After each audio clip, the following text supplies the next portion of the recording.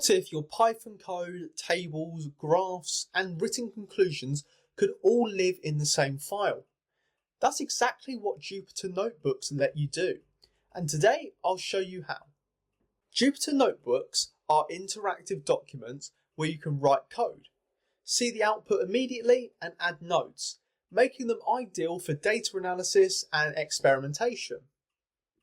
We start by creating the notebook and installing Python kernels for it. So start with .ipynab file. Inside of the terminal now, this is what worked for me on a MacBook in a virtual environment.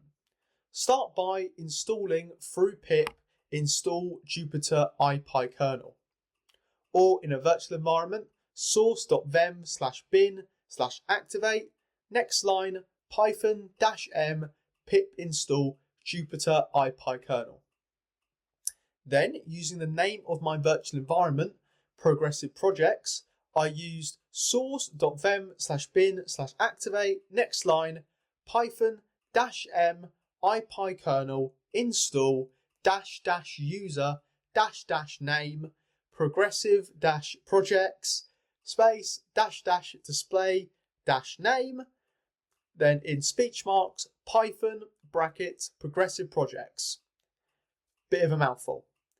Then after restarting vscode, I found that when I clicked at the top right for the kernel, I could now select the Python virtual environment for this notebook. Now let's get into using the notebook. When we use the cursor, we get two options: to add a code cell or a markdown cell. A markdown cell is used for text and analysis. Let's go through a few different formats. We can create a title with a simple hashtag before. We can bold words by using a double asterisk on either side. Finally, we use dashes to create a bullet point list, as we can see from this list here. Now that we have the common formatting for a markdown, we will move on to the code cells. So it's pretty simple. Add the code cell and put the code in just like you would to run. So generally, we will have some initializing code at the start. This will have all our imports and the syspathing for importing packages later on.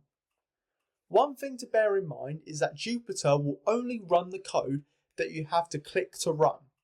So if you run a NumPy function in one cell but haven't run the import NumPy cell yet, then it will run into an error.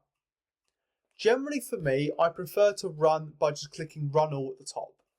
But if that takes too long and you prefer to run the cells individually, just remember that you may need to run some other cells first in order for the current cell to work. Now let's start showing some great displays in notebooks, starting with pandas. When I place in a panda data frame into a code cell, we can then write in df to reveal that data frame, of which a notebook will display it in a much cleaner looking table automatically. We can modify our data frames just like a normal Python code and display it within notebooks too. Here we can see using the packages from last video and adding two columns to our data frame and then displaying.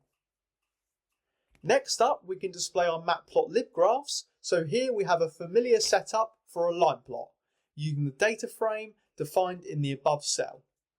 We can title it, label the axes just like before, and this will display it under the cell for you instead of taking you away into a window like before.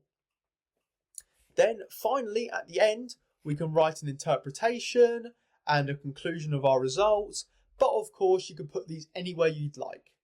But that's the basics of Jupyter Notebooks. By combining code, results, graphs and written explanations in one document, they make it really easy to analyse data, experiment with ideas and present your findings.